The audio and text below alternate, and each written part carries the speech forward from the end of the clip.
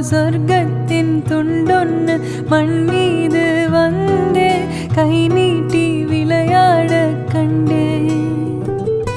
இன்பத்தின் அர்த்தங்கள் உன் முத்தம் என்றே முத்தாட பித்தேறினே. நீ பேசும் பேச்ச கேட்டா போதும் நான் கொண்ட எல்லா துன்பமும் தீரும். உன் பாதோ வீட்டில் வந்தா போதும் உனக்காக